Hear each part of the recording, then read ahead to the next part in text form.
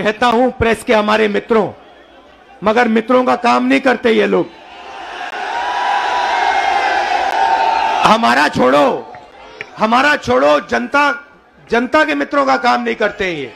मेरे साथ किसान के गरीब बच्चे चलते हैं, वो फटी शर्ट में होते हैं, उनकी पूरी टी शर्ट भी नहीं होती, मगर इन मीडिया वालों में से एक भी ये नहीं कहता भैया हिंदुस्तान में किसान का बेटा बिना स्वेटर के क्यों घूम रहा है। सच्चा सवाल यह है कि हिंदुस्तान के बच्चे, हिंदुस्तान के किसान, हिंदुस्तान के मजदूर टी शर्ट में सर्दी में क्यों घूम रहे हैं, यह सवाल है। मगर यह कभी नहीं पूछेंगे। ये करोड़ों रुपए का, लाखों करोड़ों रुपए का, अरबपतियों का कर्जा माफ कर देंगे, और किसान भूखा मर जाए उसका कर्जा ये माफ नहीं कर सकते, कभी नहीं कर सकते। भाई और बहनों, दो और मुद्दे हैं यात्रा के।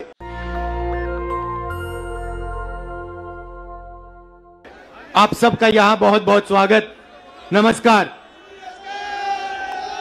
मैं जहां भी जाता हूं कहता हूं प्रेस के हमारे मित्रों, मगर मित्रों का काम नहीं करते ये लोग। हमारा छोड़ो, जनता के मित्रों का काम नहीं करते ये। क्योंकि अगर आपके मित्र होते तो आपको देश की सच्चाई दिखाते, बेरोजगारी के बारे में बताते, महंगाई के बारे में बताते, मगर नहीं, ये तो आपको चीता के बारे में बताते हैं।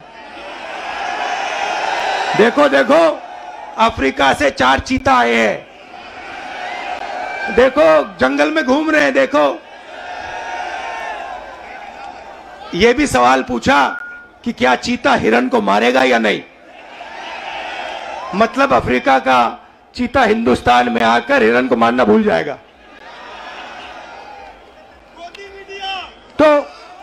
तो मित्र तो है नहीं। अच्छा, मीडिया बात नहीं उठाती जनता की, तो हमने सोचा पार्लियामेंट में भाषण करो। डिमोनेटाइजेशन, नोटबंदी के बारे में भाषण करने की कोशिश की, गलत जीएसटी के बारे में बोलने की कोशिश की, जो हम जमीन अधिग्रहण कानून लाए थे, जब नरेंद्र मोदी जी ने उसको रद्द करने की कोशिश की, हमने पार्लियामेंट हाउस में बोलने की कोशिश की, वहां पे माइक ऑफ कर देते हैं। देखो ऐसे, माइक ऑफ, जो बोलना बोलो। हेलो, नमस्कार, कैसे हो। तो एक तरफ मीडिया बात नहीं उठाती, दूसरे तरफ माइक ऑफ कर देते हैं। तो हमने सोचा चलो जनता के साथ कन्याकुमारी से कश्मीर चलकर जनता से बातचीत करें, जनता की आवाज सुने और जनता के दिल में जो है वो रखें। 3000 किलोमीटर हो गए, कन्याकुमारी से शुरू किया। कम नहीं होता भाइयों और बहनों। आप ये मत सोचो कि 3000 किलोमीटर कम होता है, कम नहीं होता है। 110 दिन हो गए, मगर अजीब सी बात है, थकान नहीं है। आप देखिए, मेरा चेहरा देखिए, कोई थकान नहीं है। लोग पूछ रहे टी शर्ट में कैसे चल रहे हो। ना थकान है ना ठंड लग रही है मुझे। अब मैं क्या बोलूं।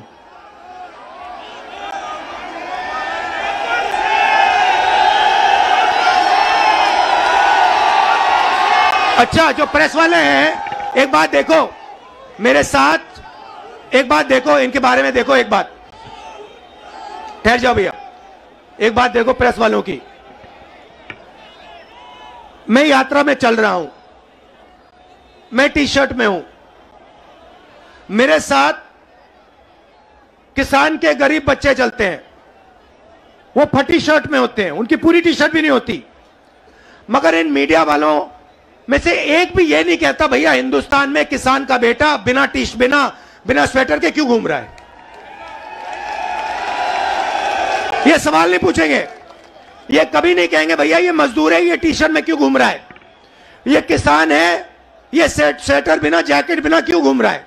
ये सवाल कभी नहीं पूछेंगे। ये सच्चा सवाल है। मेरे टी शर्ट वाला सच्चा सवाल नहीं है। सच्चा सवाल यह है कि हिंदुस्तान के बच्चे, हिंदुस्तान के किसान, हिंदुस्तान के मजदूर टी शर्ट में सर्दी में क्यों घूम रहे हैं, यह सवाल है। मगर यह कभी नहीं पूछेंगे, क्योंकि भाइयों और बहनों ये आपके नहीं हैं।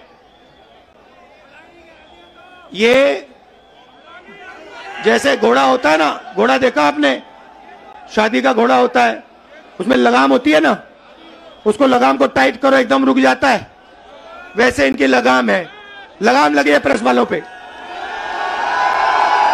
जैसे ये दौड़ने की कोशिश करते हैं, जैसे दौड़ने की कोशिश करते हैं, वो लगाम खींचते बस रुक जाते हैं एकदम। अच्छा, ये मत सोचिए कि ये बोलना नहीं चाहते हैं। मेरे पास आते हैं, कहते राहुल जी हम सच्चाई बोलना चाहते हैं मगर हमें हमारे मालिक बोलने नहीं देते। मैं कहता हूं भैया डरो मत, बोल दो। कहते हैं नौकरी भी तो करनी है हमें, अगर हमने सच्चाई बोल दी नौकरी से निकाल देंगे, किसी और को डाल देंगे, वो झूठ बोलेगा। तो यात्रा का लक्ष्य जो देश में नफरत और हिंसा फैलाई जा रही है उसको मिटाने का है। भाइयों और बहनों, बीजेपी की पॉलिसी हिंदुस्तान के युवाओं को, किसानों को, मजदूरों को डराने की पॉलिसी है। नोटबंदी, गलत जीएसटी, कोविड के समय जो इन्होंने किया, ये सारी की सारी पॉलिसियां किसान को, मजदूर को डराने के लिए है। क्योंकि ये जानते हैं जब ये डर फैलाते हैं, उस डर को नफरत में बदलना बहुत आसान होता है। ये इनका काम है। जनता को डराओ, किसान को डराओ, मजदूर को डराओ, युवा को डराओ और उसके डर को नफरत में बदल दो। डरो मत। ये भैया, ये एक बात समझ लो, ये आपने बोला डायलॉग, ये मेरा डायलॉग नहीं है, ये शिव जी का डायलॉग है। ये डायलॉग डरो मत, ये हमारा धर्म है। अब देखिए, ये करोड़ों रुपए का, लाखों करोड़ों रुपए का, अरबपतियों का कर्जा माफ कर देंगे। लाखों करोड़ रुपए 1 मिनट में माफ कर देंगे। और किसान भूखा मर जाए, उसका कर्जा ये माफ नहीं कर सकते, कभी नहीं कर सकते। आप यूपी के, बाकी हिंदुस्तान के किसान हमारे पास आए थे, यूपीए की सरकार थी, आपने कहा हमारा माफ करो। 10 दिन में हमने 70,000 करोड़ रुपए, 72,000 करोड़ रुपए माफ कर दिया था। मजदूरों के लिए, गरीबों के लिए मनरेगा, भोजन का अधिकार, किसानों के लिए कर्जा माफ। तो हम डर को मिटाने की राजनीति करते हैं, क्योंकि हम जानते हैं अगर ये देश डर जाएगा, इस देश का फायदा नहीं होगा। अगर नफरत फैल जाएगी, इस देश का फायदा नहीं होगा। भाई और बहनों, दो और मुद्दे हैं यात्रा के। एक है महंगाई, और मैं आपसे पूछना चाहता हूं, प्रधानमंत्री जी आते थे, जब यूपीए की सरकार थी, कहते थे गैस सिलेंडर 400 रुपए का हो गया है, 400 रुपए का गैस सिलेंडर हो गया। भाइयों बहनों, आज कितने का है? मगर आज प्रधानमंत्री नहीं आते, आज आकर नहीं कहते कि भैया 1100 का हो गया। अच्छा, एक और सवाल है भैया, ये जो 1100 और 400 रुपए का फर्क है, ये किसकी जेब में जा रहा है? ये किसी ना किसी की जेब में तो जा रहा है ना। मतलब ये आसमान में तो नहीं गायब हो रहा। तो याद रखिए, ये नरेंद्र मोदी जी के जो खास मित्र हैं, 3-4 खास मित्र हैं, ये जो आपके गैस सिलेंडर का पैसा आपके जेब में से निकाला जा रहा है, उनकी जेब में जा रहा है। अच्छा भाइयों और बहनों, पेट्रोल का क्या दाम हुआ करता था यूपीए के समय? 60 रुपए। आज क्या है? 100। तो ये भी याद रखिए, ये जो 40 रुपये, 60 रुपया जो है, जो आपके जेब में से निकाला जा रहा है, ये भी उनके 2-3 मित्रों के जेब में जा रहा है। तो हमारा दूसरा मुद्दा महंगाई, और तीसरा मुद्दा, सबसे बड़ा मुद्दा, जो देश में नोटबंदी, गलत जीएसटी के कारण बेरोजगारी फैली है, आज 3000 किलोमीटर में हर स्टेट में मुझे युवा मिलते हैं। मैं पूछता हूं क्या पढ़े, कहते हैं इंजीनियरिंग की, डॉक्टर बनने के लिए पढ़ाई की, आईएएस के लिए तैयारी की। और फिर मैं पूछता हूं भैया आप करते क्या हो, कहते हैं राहुल जी, शर्मा के कहते हैं राहुल जी हम तो मजदूरी करते हैं। कोई कहते हैं भैया, कोई कहते हैं मजदूरी करते हैं, कोई कहते हैं भैया हम पकौड़े पका रहे हैं। इंजीनियरिंग की पढ़ाई की, आलू के पकौड़े बना रहे हैं। अच्छा, एक रास्ता था युवाओं के लिए अग्निवीर वाला,